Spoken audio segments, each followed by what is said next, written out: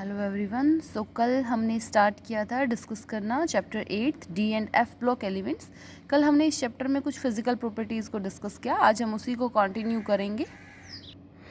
In our last lecture हमने last में discuss किया था आयनाइजेशन एंथैल्पी। क्या होता है आयनाइजेशन एंथैल्पी?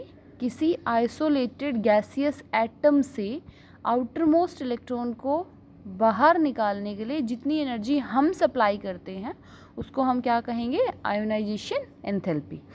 तो हमने देखा था कि आयोनाइजेशन एंथैल्पी का ट्रेंड जो है वो एक रेगुलर ट्रेंड नहीं है। रीज़न इज़ इनिशियली जब नंबर ऑफ इलेक्ट्रॉन्स या एटॉमिक नंबर आप इंक्रीज़ कर रहे हैं तो न्यूक्लियर चार्ज इंक्रीज़ होता है। After the electron starts pairing, जैसे ही इलेक्ट्रॉन्स में पेयरिंग स्टार्ट होती है अब डी इलेक्ट्रॉन्स की शील्डिंग इंक्रीज़ हो जाती है, तो जो आउटर एस इलेक्ट्रॉन्स हैं हमारे मोर एंड मोर शील्डेड हो जाते हैं। दैट्स वाई उनको बाहर निकालने के लिए हमें कम अमाउंट में एनर्जी सप्लाई करनी होती है। Today we are going to start our topic with the thermodynamic stability of compound on the basis of ionization enthalpy. Ionization enthalpy के बेसिस पे हम किस तरीके से थर्मोडायनेमिक स्टेबिलिटी को रिलेट करते हैं। Smaller the ionisation enthalpy of a metal, एक मेटल की आयोनाइजेशन एंथैल्पी जितनी छोटी होगी greater will be the thermodynamic stability of its compound, उसके कंपाउंड्स की थर्मोडायनेमिक स्टेबिलिटी उतनी ही ज़्यादा होगी। आयनाइजेशन एंथैल्पी जितनी कम, थर्मोडायनेमिक स्टेबिलिटी कंपाउंड्स की उतनी ही ज़्यादा। देखिए यहाँ पे उन्होंने निकल और प्लेटिनियम को कंपेयर किया है। First ionization enthalpy and second ionization enthalpy. Simply means पहले निकल से एक इलेक्ट्रॉन निकाला तो हमें मिली फर्स्ट आयनाइजेशन एंथैल्पी, फिर जब दूसरा इलेक्ट्रॉन निकाला तो सेकंड आयनाइजेशन एंथैल्पी, और उनका दोनों का रिजल्ट क्या है? 2.49 इंटू 10⁻³ किलो जूल पर मोल। जहाँ पे प्लेटिनियम में से जब हमने सक्सेसिवली 2 इलेक्ट्रॉन्स को निकाला तो वहाँ पे उनका कॉम्बिनेशन आयनाइजेशन एंथैल्पीज़ का किसके इक्वल है? 2.66 इंटू 10⁻³ नंबर याद नहीं करना, यहाँ पे सिर्फ एक चीज़ देखिए, निकल का फर्स्ट और सेकंड का कॉम्बिनेशन छोटा है प्लेटिनियम से, सो निकल 2 के कंपाउंड्स थर्मोडायनेमिकली ज़्यादा स्टेबल होंगे इन कंपैरिजन टू प्लेटिनियम 2। अगर हम फॉर्मर आयनाइजेशन एंथैल्पीज़ की बात करें लाइक थर्ड एंड फोर्थ, अब देखिए निकल की वैल्यू ज़्यादा है, प्लेटिनियम की कम है, जिसकी आयनाइजेशन एंथैल्पी कम होती है उसके कंपाउंड्स ज़्यादा स्टेबल होते हैं। सो प्लेटिनियम 4 में ज़्यादा स्टेबल है इन कंपैरिजन टू निकल 4। क्लियर? देखिए एक एग्जांपल, जैसे K2PtCl6 प्लेटिनियम का हेक्साक्लोराइड के साथ कॉम्प्लेक्स है, पोटाशियम हेक्साक्लोराइड प्लेटिनियम 4 एक वेल एस्टेब्लिश कंपाउंड है, मतलब प्लेटिनियम 4 के कंपाउंड थर्मोडायनेमिकली स्टेबल हैं जबकि निकल के +4 में कंपाउंड बनते ही नहीं हैं। while the corresponding K2NiCl26 is not known, ये कंपाउंड एग्जिस्ट ही नहीं करते। The next property we are going to discuss is standard reduction potential and reducing properties हम डिस्कस करेंगे। तो हम फर्स्ट ट्रांजिशन सीरीज में डाईवेलेंट केटायंस बनाते हैं। When we form divalent cation हमारे पास रीडिंग आती है element scandium, titanium, vanadium, chromium, सबकी रीडिंग देखिए। स्कैंडिनियम की तो गिवन ही नहीं है क्योंकि स्कैंडिनियम +2 ऑक्सीडेशन स्टेट नहीं बनाता है, तो +1 में मिलता है, +3 में मिलता है। Titanium -1.37 reduction potential is given here, vanadium -1.18, chromium 0.90, manganese -1.18, iron, cobalt, निकल, कॉपर एंड जिंक। तो यहाँ पे एक चीज़ देखिए, ये जो ट्रेंड है ये बिल्कुल भी रेगुलर नहीं है। This trend is not regular. Initially हम क्या करते हैं, हम मेटल लेते हैं सॉलिड स्टेट में, हमें उसको एक्वस में कन्वर्ट करना है विद एन इलेक्ट्रॉन्स, और यहाँ पे हम क्या देखते हैं, इस आयन और स्पीसीज के बीच में रिडक्शन पोटेंशियल कैलकुलेट करते हैं। फर्स्ट स्टेप सॉलिड से गैस में कन्वर्ट किया तो यहाँ पे जो एनर्जी रिलीज हुई उसको हम कहते हैं सब्लिमेशन एंथैल्पी, या हम उसको एंथैल्पी ऑफ एटमाइजेशन भी बोल देते हैं। सॉलिड को उसके एटम्स में सेपरेट करना। नेक्स्ट वन, गैसियस स्टेट से आयन को, इलेक्ट्रॉन को बाहर निकाल के आयन की फॉर्मेशन करना, आयनाइजेशन एंथैल्पी। एक आइसोलेटेड गैसियस एटम से आउटर मोस्ट इलेक्ट्रॉन को बाहर निकालने के लिए जो एनर्जी सप्लाई होती है उसको हम कहते हैं आयनाइजेशन एंथैल्पी। आफ्टर दैट ये जो आयन है इसको हम एक्वस स्टेट में कन्वर्ट करते हैं और एक्वस स्टेट में आयन लेते हैं, यहाँ हम इसको बोल रहे हैं हाइड्रेशन एंथैल्पी। सो पहला स्टेप क्या था, सॉलिड से गैस में सब्लिमेशन, गैस से आयन में आयनाइजेशन, और आयन से एक्वस सॉल्यूशन में हाइड्रेशन एंथैल्पी। क्लियर है। अब यहाँ पे जो कॉपर की पॉजिटिव वैल्यू और सभी की देखिए नेगेटिव है, सिर्फ अकेले कॉपर की पॉजिटिव वैल्यू है। क्यों? क्योंकि कॉपर की जो हाइड्रेशन एनर्जी है वो आयनेशन एंथैल्पी को ओवरकम नहीं कर पाती। कैसे? कॉपर की अगर हम बात करें कॉन्फ़िगरेशन की तो हम क्या लिखते हैं? Copper 3d10 4s1। अगर हम कॉपर पॉजिटिव करें, आउटर मोस्ट इलेक्ट्रॉन को बाहर निकालते हैं तो 3d10 ये इलेक्ट्रॉन बाहर चला जाएगा। अब ये क्या हो गया? ये एक फुली फिल्ड इलेक्ट्रॉनिक कॉन्फ़िगरेशन है। यहाँ से फॉर्मर इलेक्ट्रॉन निकालना बहुत ज़्यादा क्या है? डिफ़िकल्ट है, वेरी डिफ़िकल्ट प्रोसेस। यहाँ हम बोल सकते हैं इस प्रोसेस में बहुत ज़्यादा एनर्जी हमें लगती है। इसी वजह से जो इसके रिडक्शन पोटेंशियल की वैल्यू है वो कैसी है? पॉजिटिव है। देखिए एक point, more the negative standard reduction potential, जितनी ज़्यादा स्टैंडर्ड रिडक्शन पोटेंशियल की वैल्यू नेगेटिव रहेगी, greater will be it's stability, उसकी स्टेबिलिटी उतनी ही ज़्यादा रहेगी। देखिए यहाँ पे फर्स्ट पॉइंट क्या लिखा हुआ है? It is interesting to note that chromium +2 एक रिड्यूसिंग एजेंट का काम करता है और मैग्नीज +3 एक ऑक्सीडाइजिंग एजेंट का काम करता है। अब chromium 3d5 4s1, chromium +2 3d4, manganese 3d5 4s2 with argon, और यहाँ पे भी आर्गन। तो ये किस में कितना बचा? 3d4। और मैंगनीज अगर हम +3 रखते हैं तो वो भी कितना रहेगा? 3d4। दोनों की कॉन्फ़िगरेशन सेम है। उसके बाद भी वो क्या कह रहे हैं?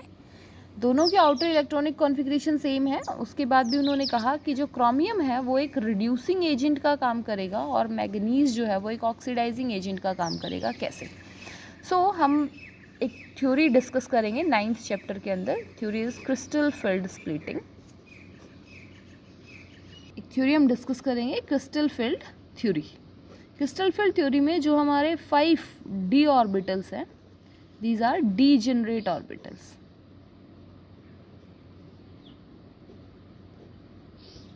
इनकी एनर्जी इक्वल है। जब लिगेंड्स या कोई आउटर एटम इसकी तरफ आएगा तो ये स्प्लिट हो जाएंगे 2 सेट्स में। One is T2G set, another one is EG set. इनकी एनर्जी अप एंड डाउन हो जाएगी बेस्ड ऑन द डायरेक्शन जहाँ से लिगेंड हमारा आके अटैक करेगा। अगर हम क्रोमियम की बात करें 3d4, क्रोमियम की बात करें तो क्रोमियम +2 एक रिड्यूसिंग एजेंट का काम करता है। सिंपली मीन्स क्रोमियम इजीली +3 में कन्वर्ट होना चाहता है। आर्गन 3d3 यहाँ पे क्या हो जाएगा? 1 2 3, एक फुली फिल्ड T2G ऑर्बिटल आ गया, जिसकी वजह से क्रोमियम +3 जो है वो क्रोमियम +2 जो है वो रिड्यूसिंग एजेंट बनना चाहता है ताकि यहाँ पे एक स्टेबल कॉन्फ़िगरेशन मिल जाए। Another side Mn+3 oxidising agent का काम करना चाहता है। सिंपली वो किस में कन्वर्ट हो जाता है? Mn+2 में कन्वर्ट होना चाहता है because of the exactly half filled d orbital. Clear है? Mn+3 ऑक्सीडाइजिंग एजेंट का काम करता है। बाय गेनिंग द इलेक्ट्रॉन वो 3d5 में कन्वर्ट हो जाएगा। और क्रोमियम +2 एक रिड्यूसिंग एजेंट का काम करता है, एक इलेक्ट्रॉन को लूज करके। रिड्यूसिंग एजेंट क्या? जो दूसरे का रिडक्शन करे और खुद का ऑक्सीडेशन करे। खुद का ऑक्सीडेशन मतलब वहाँ से इलेक्ट्रॉन का रिमूवल हो। +3 से किस में कन्वर्ट हो गया? ये +2 से किस में कन्वर्ट हो गया? +3 में, क्योंकि यहाँ पे भी T2G है वो एग्जैक्टली हाफ फिल्ड हो रहा है। I hope this point is clear कि क्रोमियम +2 रिड्यूसिंग एजेंट का काम करता है और मैग्नीज +3 ऑक्सीडाइजिंग एजेंट का काम करता है। नेक्स्ट पॉइंट देखिए, जो E0 वैल्यू है Mn की वो is more negative than what we expected from the trend. Trend में क्या हो रहा था? यहाँ पे कॉन्टीन्यूसली ये वैल्यू 0 की तरफ मूव कर रही थी, बट मैग्नीज की वैल्यू एक्सेप्शनली बीच में देखो 0.90 के बाद -1.18 हो गया, फिर दोबारा से 0 की तरफ मूव करना स्टार्ट किया। ये जो चेंज है, ये जो एक्सेप्शन नेचर है इसका, ये किस वजह से है? एग्जैक्टली D5 जो कॉन्फ़िगरेशन बची है वो क्वाइट सिमेट्रिकल है एज वेल एज स्टेबल भी है। इस वजह से इसके रिडक्शन पोटेंशियल की वैल्यू ज़्यादा negative I. E0 value of copper is positive. पूरी सीरीज़ में हमने एक चीज़ देखी थी कि सिर्फ कॉपर की वैल्यू क्या है? पॉजिटिव है, 0.34 volt. because its high ionization enthalpy to convert copper to copper plus 2 aqueous ion is not balanced by its hydration enthalpy. यहाँ पे हमने स्टार्टिंग में बात की थी कि कॉपर की कॉन्फ़िगरेशन क्या थी 3d10 4s1. कॉपर +1 बनाना तो ईजी है क्योंकि वो 3d10 में कन्वर्ट हो जाएगा, बट कॉपर +2 बनाना यहाँ पे एक स्टेबल इलेक्ट्रॉनिक कॉन्फ़िगरेशन से इलेक्ट्रॉन को बाहर निकालना डिफ़िकल्ट होता है. ओके, नेक्स्ट हम डिस्कस करेंगे ट्रांजिशन मेटल्स जो हैं उनकी रिएक्टिविटी कम होती है in comparison to S block elements. Reason, इनका साइज़ छोटा है. ये एस ब्लॉक के राइट साइड में लाई करते हैं तो left to right size decrease होता है. इनकी आयनाइजेशन एंथैल्पी हाई होती है. यहाँ पे मेटेलिक बॉन्डिंग बहुत स्ट्रॉन्ग है. क्यों? क्योंकि यहाँ पे नंबर ऑफ़ अनपेयर्ड इलेक्ट्रॉन्स ज़्यादा होते हैं. एस ब्लॉक में कितने होते हैं? या तो 1 या 2. 1 ही होता है, वहाँ पे 2 तो 1s2 फुली फिल्ड हो जाता है. सो यहाँ पे मेटेलिक बॉन्डिंग भी ज़्यादा है एटम्स की. Low hydration enthalpy of metal ions, जो मेटल आयंस हैं उनकी हाइड्रेशन एंथैल्पी भी क्या होती है? कम होती है. With the exception of copper जिसकी पॉजिटिव वैल्यू है, उसके अलावा सभी जो एलिमेंट्स हैं वो एसिड के साथ रिएक्ट करके हाइड्रोजन गैस को इवॉल्व करते हैं क्योंकि उन सब की रिडक्शन पोटेंशियल कैसी है? नेगेटिव है. क्लियर? कॉपर जो है वो एसिड के साथ हाइड्रोजन नहीं देता, जबकि और सभी मेटल्स हमारे सीरीज़ के एसिड के साथ रिएक्शन करके हाइड्रोजन गैस को इवॉल्व करते हैं. नेक्स्ट हम डिस्कस करेंगे अबाउट वेरिएबल ऑक्सीडेशन स्टेट्स के बारे में. Scandium shows +3, titanium +2 +3 +4, vanadium +2 +3 +4 +5, manganese +2 to +7 show करता है. आयरन +1 से +6 तक शो कर सकता है. कोबाल्ट +1 to +4, निकल +1 to +4, कॉपर +1 से +2 और जिंक +2. ये इतनी ज़्यादा वेरिएबल ऑक्सीडेशन स्टेट्स किस वजह से शो कर सकते हैं ट्रांजिशन एलिमेंट्स? क्योंकि इनमें जो हमने शेल्स फिल किए थे कौन कौन से किए थे? N-1D और NS. इन दोनों की एनर्जी ना बहुत ज़्यादा पास पास है, quite close to each other. तो जब इलेक्ट्रॉन्स पार्टिसिपेट कर रहे होते हैं बॉन्डिंग में तो वो NS के भी पार्टिसिपेट करते हैं और N-1D इलेक्ट्रॉन भी क्या करते हैं? बॉन्डिंग में पार्टिसिपेट करते हैं. यहाँ पे हाईएस्ट ऑक्सीडेशन स्टेट कौन शो करता है? मैग्नीज +7. देखिए, अगर हम कुछ बेसिक जनरल पॉइंट्स देखते हैं ऑक्सीडेशन स्टेट से रिलेटेड, तो फर्स्ट जनरल पॉइंट है हमारे पास, the highest oxidation state increase with increase in atomic number reaches a maximum in the middle and then start decreasing. उन्होंने कहा कि हाईएस्ट ऑक्सीडेशन स्टेट जो है वो इंक्रीज होने लगती है जैसे जैसे आप एटॉमिक नंबर को बढ़ाते हो. +3 +4 +5 +6 +7, 25 तक इंक्रीज हुई मिडवे तक और उसके बाद डिक्रीज होने लग जाती है. +6 +4 +4 +2 +2. क्लियर? देखिए second point, the minimum oxidation state shown by any transition element is equal to NS electron. जो ये मिनिमम शो कर रहे हैं ये NS इलेक्ट्रॉन की वजह से शो करते हैं.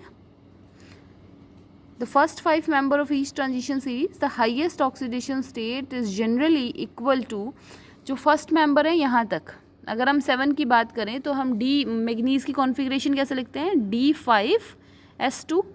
डी और एस के टोटल किसके बराबर होता है? हाईएस्ट ऑक्सीडेशन स्टेट के.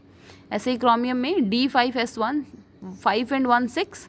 सो हाईएस्ट ऑक्सीडेशन स्टेट किसके इक्वल है? S + D के इलेक्ट्रॉन्स के सम के इक्वल है.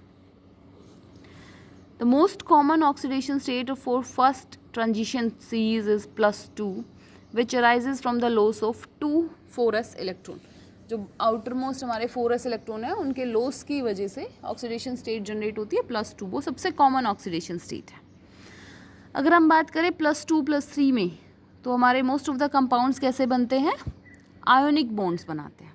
जब हमारे ट्रांजिशन मेटल्स +2 और +3 ऑक्सीडेशन स्टेट में होते हैं तो transition elements generally form ionic bonds. On the other hand higher oxidation state में वो किस टाइप के बॉन्ड बना रहे हैं? असेंशियल कोवलेंट बॉन्ड की फॉर्मेशन होती है. +2 और +3 में आयोनिक बॉन्ड्स बनते हैं और जब वो हायर ऑक्सीडेशन स्टेट्स में होते हैं तो वो कोवलेंट बॉन्ड बनाते हैं. क्लियर?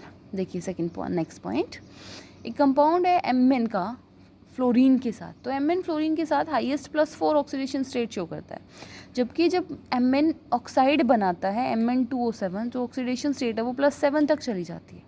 रीज़न, कि फ्लोरीन की जो कैपेसिटी है ना वो सिर्फ सिंगल बॉन्ड बनाने की है, जबकि हमारा जो एलिमेंट ऑक्सीजन है वो पी पाई डी पाई बॉन्डिंग की भी फॉर्मेशन करवाता है। फ्लोरीन कॉन्फ़िगरेशन अगर हम देखें तो फ्लोरीन एटॉमिक नंबर 9 है, 1s2 2s2 2p5, उसको सिर्फ एक इलेक्ट्रॉन चाहिए अपने ऑक्टेट को कंप्लीट करने के लिए। और ऑक्सीजन में 2 इलेक्ट्रॉन्स की ज़रूरत होती है, तो वो पी पाई डी पाई बॉन्डिंग की फॉर्मेशन भी करता है। कॉपर जो है, देखा हमने कॉपर +1 ऑक्सीडेशन स्टेट शो कर रहा है, रीज़न उसका कॉन्फ़िगरेशन है 3d10 4s1, एक इलेक्ट्रॉन बाहर निकलेगा, +1 ऑक्सीडेशन स्टेट बन जाएगी। हमारे ट्रांजिशन एलिमेंट्स की ऑक्सीडेशन स्टेट 0 भी होती है, कहाँ पे होती है? कार्बोनाइल्स में। जैसे निकल का कार्बोनाइल बनता है NiCO4, आयरन का बनता है FeCO5, यहाँ पे निकल की और आयरन की ऑक्सीडेशन स्टेट क्या है? 0 है। ठीक है, ऑक्सीडेशन स्टेट के बारे में। हाईएस्ट ऑक्सीडेशन स्टेट, जैसे जैसे एटॉमिक नंबर बढ़ेगा ऑक्सीडेशन स्टेट इंक्रीज होती है मिडवे तक, फिर उसके बाद डिक्रीज होने लग जाती है। दूसरा उन्होंने क्या कहा? उसने कहा कि अगर सिर्फ NS पार्ट करेंगे तो वो मिनिमम ऑक्सीडेशन स्टेट को रिप्रेजेंट करेगा, और अगर दोनों पार्ट करेंगे तो मैक्सिमम ऑक्सीडेशन स्टेट। नेक्स्ट उन्होंने कहा एक्सपेक्ट फॉर टाइटेनियम, टाइटेनियम को छोड़ के जो मोस्ट कॉमन ऑक्सीडेशन स्टेट है वो +2 है, जो कि अराइज होती है 2 4s इलेक्ट्रॉन्स के लॉस की वजह से। +2 और +3 में ये आयनिक बॉन्ड बनाते हैं, मतलब लोअर ऑक्सीडेशन स्टेट में पॉसिबिलिटी होती है आयनिक बॉन्ड बनने की, और हायर ऑक्सीडेशन स्टेट में पॉसिबिलिटी होती है कोवलेंट बॉन्ड बनने की। Mn के साथ, फ्लोरीन के साथ Mn +4 ऑक्सीडेशन स्टेट शो करता है, क्योंकि फ्लोरीन सिर्फ एक ही बॉन्ड बना सकता है। MnF7 अगर हम बनाएंगे तो वो अनस्टेबल होता है, क्योंकि वहाँ क्राउडिंग हो जाती है, और हमारा जो ऑक्सीजन है वो पी पाई डी पाई बॉन्डिंग भी करवा देता है। कॉपर +1 में ज़्यादा शो करता है या स्टेबल होता है, हम बोल सकते हैं। क्यों? क्योंकि यहाँ पे D10 में से इलेक्ट्रॉन निकालना डिफिकल्ट होता है। कार्बोनाइल्स के अंदर हमारी ट्रांजिशन मेटल्स की ऑक्सीडेशन स्टेट जो है वो 0 भी होती है। एक चीज़ ध्यान दीजिए, डी ब्लॉक में जो ऑक्सीडेशन में चेंज आ रहा है वो कितने का आ रहा है? यूनिटी का, 2 से 3 4 5 6 7, और वहीं पे हमने पी ब्लॉक डिस्कस किया था। पी ब्लॉक में चेंज कैसा था? +3 to +1, +1 से +3 +5 या +2 +4 +6, सब में 2 का चेंज था। यहाँ पे सब में यूनिटी का चेंज है। क्लियर है? ओके, तो नेक्स्ट हम डिस्कस करेंगे trends in the stability of higher oxidation state में। सबसे पहले हम देखेंगे हैलाइड्स ऑफ ट्रांजिशन मेटल्स को। एक टेबल गिवन है जिसमें हैलाइड्स बनाए हुए हैं। यहाँ पे जो X है वो रिप्रेजेंट कर रहा है फ्लोरीन से आयोडीन तक। Exceptions are given in the bracket. Simply bracket का मतलब है कि यहाँ पे इनमें से जिस पर्टिकुलर आयन के साथ कंपाउंड बन रहा है उसको रिप्रेजेंट करेंगे। जैसे titanium X2, chloride, bromide and iodide are form X2, मतलब यहाँ पे TiCl2, TiBr2, TiI2 बनेगा, TiF3, TiF4 higher oxidation states में रहेगा। वैसे ही वेनेडियम F5, क्रोमियम F6, फिर MnF4 हो गया, FeX3, यहाँ पे X, chlorine and bromine, cobalt F3। तो इस टाइप से हैलाइड्स को हमने यहाँ पे देखा। तो देखिए टाइटेनियम का हायर ऑक्सीडेशन स्टेट है +4 में, वेनेडियम का फ्लोराइड, वेनेडियम का हैलाइड है +5 में, क्रोमियम का हैलाइड है +6 में। अगर हम बात करें यहाँ एक्सेप्शनल पॉइंट्स की, तो हमारा जो कॉपर प्लस आयन है वो डिस्प्रपोर्शनेशन रिएक्शन शो करता है, और वो कन्वर्ट होता है कॉपर +2 में और कॉपर में। डिस्प्रपोर्शनेशन रिएक्शन क्या होती है? एक ऐसी रिएक्शन जहाँ पे एक ही सिंपल स्पीसीज का ऑक्सीडेशन भी हो और रिडक्शन भी हो, उसको हम क्या कहते हैं? Disproportionation reaction. क्लियर है? जो हायर स्टेबिलिटी है ना कॉपर +2 की एक्वस सॉल्यूशन में, हम उसको एट्रीब्यूट कर सकते हैं, हम उसको एक्सप्लेन कर सकते हैं to its greater negative hydration enthalpy. उसकी जो हाइड्रेशन एंथैल्पी की वैल्यू बहुत ज़्यादा नेगेटिव आती है then that of copper positive ions. Copper positive ion के कंपैरिजन में कॉपर +2 की हाइड्रेशन एनर्जी ज़्यादा होती है, which compensates the second ionisation enthalpy of copper, जो कि कॉपर की सेकेंड आयनाइजेशन एंथैल्पी को कंपनशेट करती है। सो कॉपर +2 एक्वस में ज़्यादा स्टेबल होता है in comparison to copper +1, and the reason is negative value of hydration enthalpy. Copper iodide एक एक्सेप्शन का काम करता है। क्यों? कॉपर आयोडाइड में कॉपर +2 से +1 में कन्वर्ट हो जाता है, just because of the I negative being a powerful reducing agent. Cu2I2 हम लेते हैं, यहाँ पे जो I नेगेटिव है वो एक पावरफुल रिड्यूसिंग एजेंट का काम करता है और कॉपर +2 को कॉपर +1 में कन्वर्ट कर देता है। क्लियर? कॉपर +2 को कॉपर +1 में कन्वर्ट करेगा। नेक्स्ट हम देखेंगे oxides of transition metals. Oxides of metal of first transition series in different oxidation states. देखिए Sc2O3 +3 में, टाइटेनियम के +3 में, +4 में, +2 में। वैसे ही वेनेडियम के ऑक्साइड्स हैं V2O5, V2O4, V2O3 and VO। Chromium के हो गए CrO3, CrO2, Cr2O3 and CrO। वैसे मैग्नीज के देखिए Mn2O7, MnO2, Mn2O3, Mn3O4, MnO। Iron Fe2O3, Fe3O4 and FeO। Cobalt का देखिए CO3O4, COO। निकल का NiO, कॉपर का CuO एंड Cu2O, जिंक का ZnO।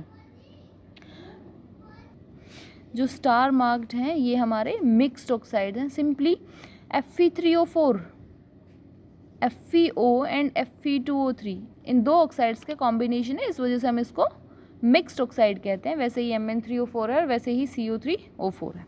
अगर हम हाईएस्ट ऑक्सीडेशन स्टेट में ऑक्साइड्स देखें तो Sc2O3 +3 में, TiO2 +4, V2O5 +5, CrO3 +6 and Mn2O7 +7। दो आयंस का स्ट्रक्चर आपको यहाँ याद करना है। देखिए Mn2 1 2 3 4 5 6 7, Mn2O7 यहाँ पे मैग्नीज अपनी हाईएस्ट ऑक्सीडेशन स्टेट में है +7 में। MnO4 negative, Mn double bond O, single bond O negative and single bond O negative. MnO4 negative का स्ट्रक्चर, दोनों का स्ट्रक्चर हमें याद करना है। नेक्स्ट प्रॉपर्टी आती है हमारे पास मैग्नेटिक प्रॉपर्टी। ये हम सॉलिड स्टेट में भी डिस्कस करके आते हैं। मैग्नेटिक प्रॉपर्टी जो है वो दो टाइप की होती है।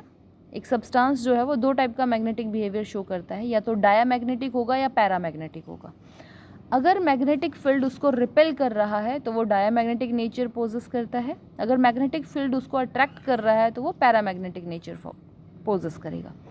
मैग्नेटिक फील्ड अगर रिपेल कर रहा है तो डायामैग्नेटिक, मैग्नेटिक फील्ड अगर अट्रैक्ट कर रहा है तो पैरामैग्नेटिक। मैग्नेटिक फील्ड अगर स्ट्रांगली अट्रैक्ट कर रहा है तो फेरोमैग्नेटिक हम उसको बोलते हैं। ऑन द अदर हैंड हम बोल सकते हैं diamagnetic. The compound in which unpaired electrons are not present उनको हम कहेंगे डायामैग्नेटिक, और द कंपाउंड जिनमें अनपेयर्ड इलेक्ट्रॉन्स प्रेजेंट होते हैं उनको हम कहते हैं पैरामैग्नेटिक। और जो हमारी मैग्नेटिक मूवमेंट है वो किस वजह से होती है? या तो ऑर्बिटल मोशन की वजह से होगी हाफ, तो और हाफ स्पिन मोशन की वजह से होती है। अब यहाँ पे डी ब्लॉक में हमारे पास इलेक्ट्रॉन्स क्या हैं? ज़्यादा हैं, तो हमारा जो मेन कंट्रीब्यूशन होता है मैग्नेटिक मूवमेंट में वो स्पिन का होता है। कैलकुलेट कैसे करते हैं? मैग्नेटिक मूवमेंट को रिप्रेजेंट करते हैं न्यू से, equals to √n n+2। n represent करेगा नंबर ऑफ अनपेयर्ड इलेक्ट्रॉन्स को। मैग्नेटिक मूवमेंट की यूनिट है हमारे पास बोर मैग्नेटॉन। बोर मैग्नेटॉन को हम किस तरीके से सिंप्लीफाई करते हैं? E charge on the electron multiply Planck's constant 4π mass of electron into velocity of light. तो magnetic movement clear, properties clear है। मैग्नेटिक मूवमेंट कैलकुलेट करने का फॉर्मूला, तो यहाँ पे हमारे पास नंबर ऑफ कॉम्प्लेक्सेस हैं, जैसे टाइटेनियम H2O6 3 पॉजिटिव, तो यहाँ पे टाइटेनियम +3 में है, कॉन्फ़िगरेशन हो गया 3D1, अनपेयर्ड इलेक्ट्रॉन 1, तो मैग्नेटिक मोमेंट हम फार्मूला को यूज़ करके कैलकुलेट कर लेंगे। वेनेडियम +3 में D2, वेनेडियम +2 में D3, क्रोमियम में D4, मैग्नीज +2 में D5 और D6 से हो जाती है पेयरिंग स्टार्ट। तो यहाँ पे D6 में हमारे पास सिर्फ 4 अनपेयर्ड इलेक्ट्रॉन है, 6 अनपेयर्ड इलेक्ट्रॉन नहीं होंगे, क्योंकि D के पास हमें पता है सिर्फ 5 ही ऑर्बिटल्स होते हैं, 1 2 3 4 5। सो 1 2 3 4 5 और 6, तो अनपेयर्ड इलेक्ट्रॉन कितने बचे? 1 2 3 4। सेम कोबाल्ट D7 में 3, निकल D8 में 2 एंड कॉपर D9 में 1। तो इस तरीके से आप मैग्नेटिक मोमेंट को कैलकुलेट कर सकते हैं। अगर हम बात करें कॉम्प्लेक्स बनाने की, तो हमारे जो ट्रांजिशन मेटल्स हैं वो कोऑर्डिनेशन कॉम्प्लेक्स बहुत फ्रिक्वेंटली बनाते हैं। देखिए एक एग्जांपल लिखा हुआ है, कॉपर अमोनिया के 4 मॉलिक्यूल्स यहाँ अपना इलेक्ट्रॉन पेयर डोनेट कर रहे हैं कॉपर को। सो जो अपना इलेक्ट्रॉन पेयर डोनेट करते हैं कॉम्प्लेक्सेस में उनको हम कहते हैं लिगेंड। उनको हम क्या बोलते हैं? लिगेंड्स बोलते हैं। और जो इन बिटवीन हमारा डेफिशिएंट मेटल है, सेंट्रल मेटल एटम है, उसको हम कहेंगे सेंट्रल मेटल एटम। इसको स्क्वायर ब्रैकेट में क्लोज किया है। इस स्क्वायर ब्रैकेट को हम बोलते हैं कोऑर्डिनेशन स्फीयर, कोऑर्डिनेशन स्फीयर। ये सब हम नेक्स्ट चैप्टर कोऑर्डिनेशन केमिस्ट्री में प्रॉपर्ली डिस्कस करेंगे। हमारे ट्रांजिशन मेटल एटम्स की बहुत अच्छी कैपेसिटी होती है कॉम्प्लेक्स बनाने की, just because of their variable oxidation state nature.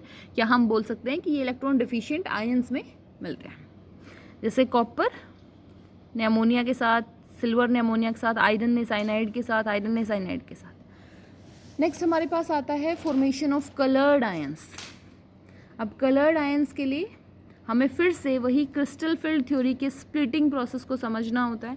यहाँ पे देखिए एक चीज़ लिखी हुई है कि D0 और D10 में, या तो एम्प्टी D में और फुली फिल्ड D में जो कलर है वो कलरलेस है, कोई कलर ही नहीं है इन दोनों में।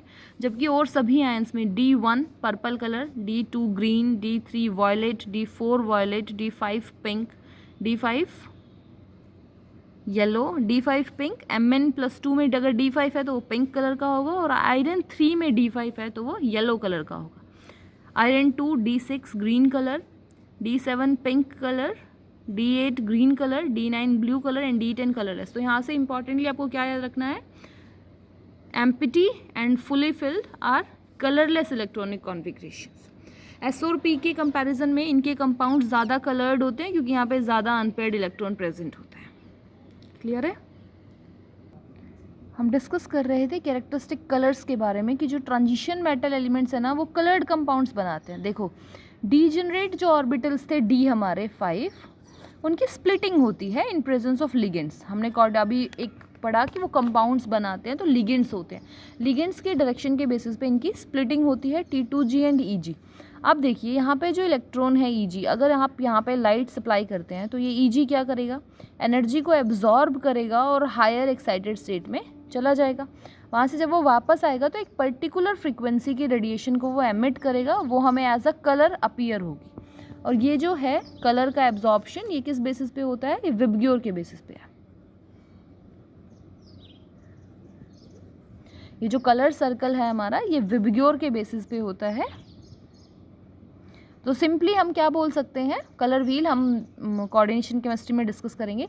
अगर उन्होंने, ये कॉम्प्लीमेंट्री कलर्स होते हैं विबग्योर रीजन में, वो एक पर्टिकुलर फ्रीक्वेंसी की कलर को एब्जॉर्ब करेंगे तो उससे कॉम्प्लीमेंट्री कलर के फ्रीक्वेंसी को वो एमिट करेंगे।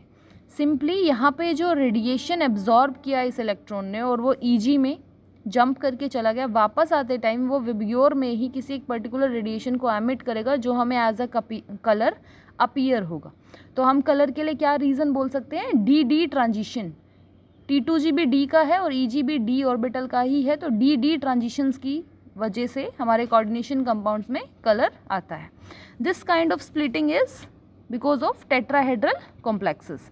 टेट्राहेड्रल कॉम्प्लेक्सेस में EG नीचे आ जाता है, T2G ऊपर चला जाता है। यहाँ पे हम G भी रिप्रेजेंट नहीं करते हैं, E और T2 से इनको रिप्रेजेंट करते हैं इन टेट्राहेड्रल कॉम्प्लेक्सेस। तो यहाँ पे भी सेम D ट्रांजिशन होती है। This electron absorbs light and reaches to the excited state, और जब वो एक्साइटेड स्टेट से वापस आता है तो वो एक पर्टिकुलर फ्रीक्वेंसी के रेडिएशन को एमिट करता है जो विबग्योर रीजन में फॉल करती है और हमें कंपाउंड कलर्ड नज़र आते हैं। क्लियर? सो अगर हम कलर व्हील की बात करें तो कलर व्हील में इंडिगो हम रिप्रेजेंट नहीं करते हैं, हम उसको लिखते हैं VBGYOR। अगर वॉयलेट कलर की लाइट को एब्जॉर्ब किया है तो वो येलो कलर की लाइट को एमिट करेगा। अगर उसने रेड की फ्रीक्वेंसी को एब्जॉर्ब किया है तो वो ग्रीन की फ्रीक्वेंसी को एमिट करेगा, और अगर उन्होंने ऑरेंज की फ्रीक्वेंसी को एमिट किया है तो वो ब्लू कलर एब्जॉर्ब करेंगे। सो ये जिस कलर की फ्रीक्वेंसी को एब्जॉर्ब करेगा उसका कॉम्प्लीमेंट्री कलर क्या करेंगे, एमिट करेंगे। कलर व्हील के अंदर हम इंडिगो को रिप्रेजेंट नहीं करते हैं।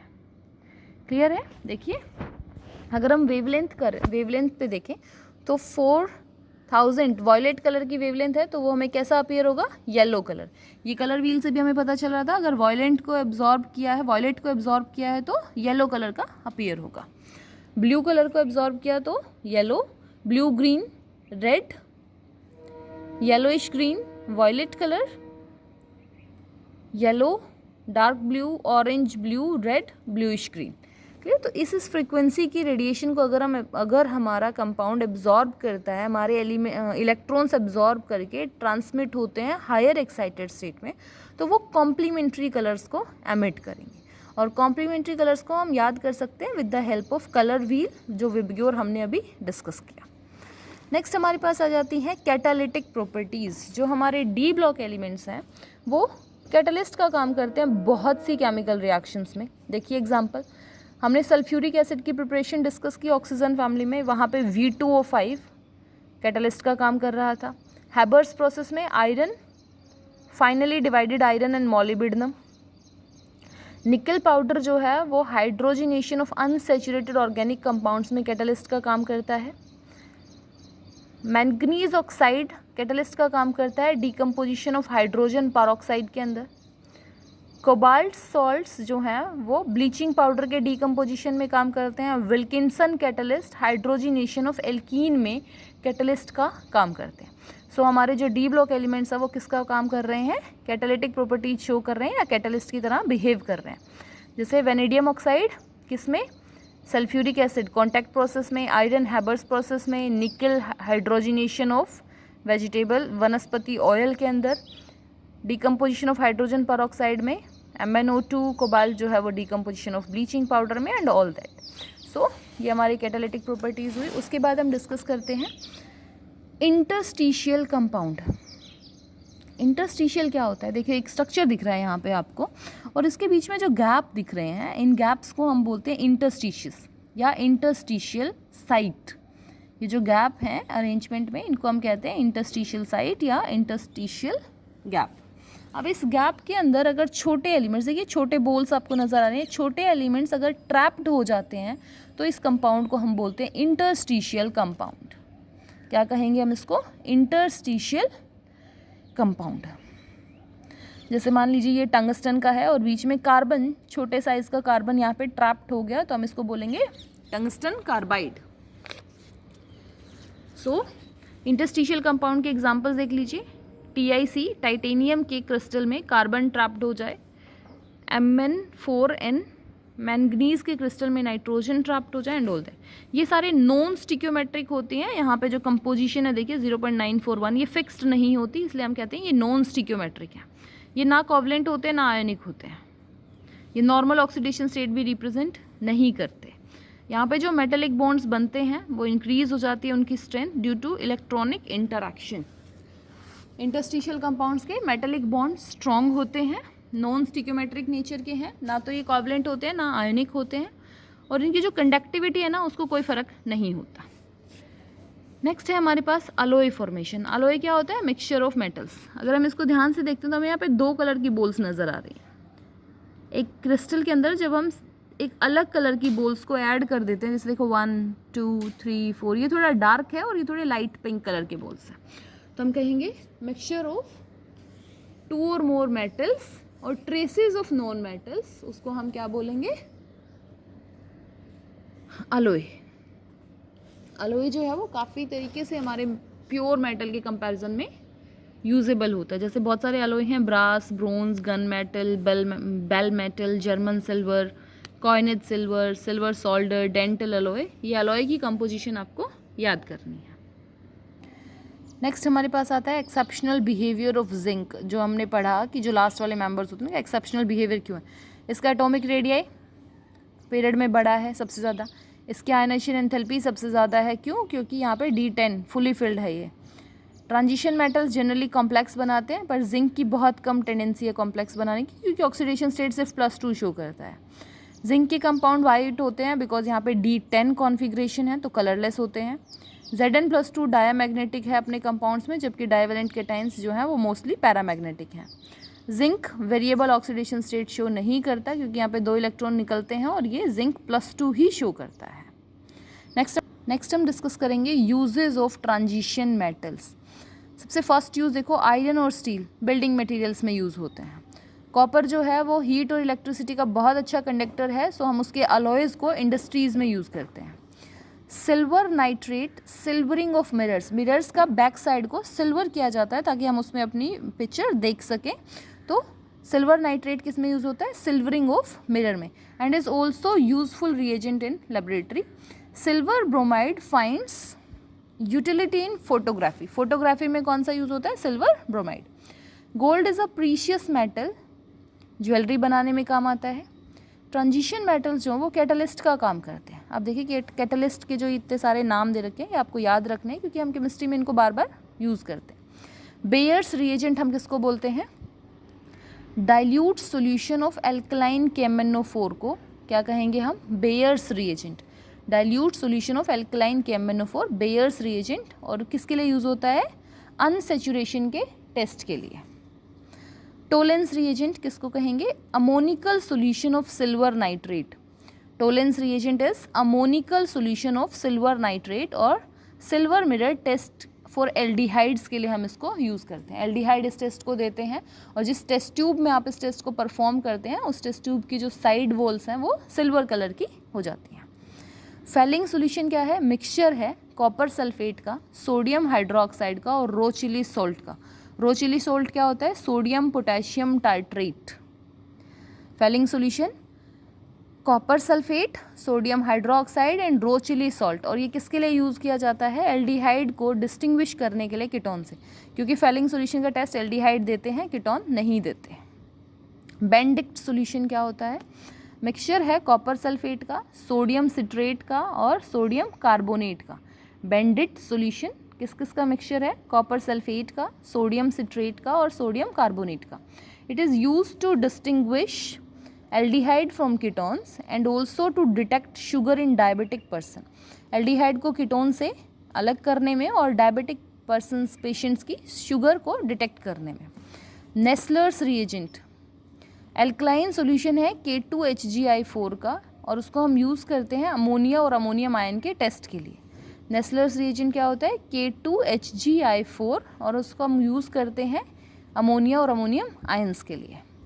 लुकास रिएजेंट मिक्सचर है कंसनट्रेटेड HCl और एनहाइड्रस ZnCl2 का और उसको हम प्राइमरी सेकेंडरी ट्रसरी एल्कोहल्स को सेपरेट करने के लिए यूज़ करते हैं. फेंटन्स रिएजेंट हम बोलते हैं FeSO4 और H2O2 के मिक्सचर को और एल्कोहल को एल्डिहाइड में ऑक्सीडाइज करने के लिए हम फेंटन्स रिएजेंट को यूज़ करते हैं. बॉर्डेक्स मिक्सचर हम कहते हैं mixture of copper sulphate and calcium hydroxide के. Copper sulphate and calcium hydroxide, और ये फंगीसाइड की तरह यूज़ होता है. वेनेडियम पेंटाऑक्साइड कॉन्टैक्ट प्रोसेस में. इटार्ड रिएजेंट किसको कहेंगे? क्रोमाइल क्लोराइड को कहते हैं और ये टोल्यूइन को बेंजल्डिहाइड में कन्वर्ट करने में यूज़ होता है. टोल्यूइन इज बेंजीन CH3, उसको बेंजल्डिहाइड में कन्वर्ट करने के लिए हम इसको यूज़ करते हैं. इस रिएक्शन को हम इटार्ड रिएक्शन के नाम से ऑर्गेनिक केमिस्ट्री में डिस्कस करेंगे. Lindlar's catalyst palladium over barium sulphate with a small amount of sulphur या क्यूनोलिन हम उसको लेते हैं और ये क्या करता है? एसिड क्लोराइड को एल्डिहाइड में कन्वर्ट करता है. लिंडलार्स में क्या था? पैलेडियम है BaSO4 के साथ, छोटी सी क्वांटिटी है, लिटिल अमाउंट है सल्फर का, क्यूनोलिन का, और ये एसिड क्लोराइड को एल्डिहाइड में कन्वर्ट करने के लिए हम यूज़ करते हैं और इस प्रोसेस को हम कहते हैं Rosenmund reduction. Wilkinson catalyst coordination complex है रोडियम क्लोराइड का. स्ट्रक्चर इज हेयर PPH3, इसको हम ट्राइफिनाइल फोस्फीन कहते हैं और ये किस में यूज़ होता है? सिलेक्टिव हाइड्रोजिनेशन ऑफ एल्कीन्स में. क्लियर है? Baeyer's, Tollens, Fehling's, Benedict, Nessler's, Lucas, Fenton's, Bordeaux, vanadium, Etard, Lindlar's and Wilkinson catalyst. So यहाँ तक हमने बेसिक प्रॉपर्टीज़ डिस्कस की. आगे हम 2 कंपाउंड्स डिस्कस करेंगे, potassium dichromate and potassium magnet हम डिस्कस करेंगे एंड F ब्लॉक. सो पढ़ के आइए, अगर कोई डाउट है तो पूछिए.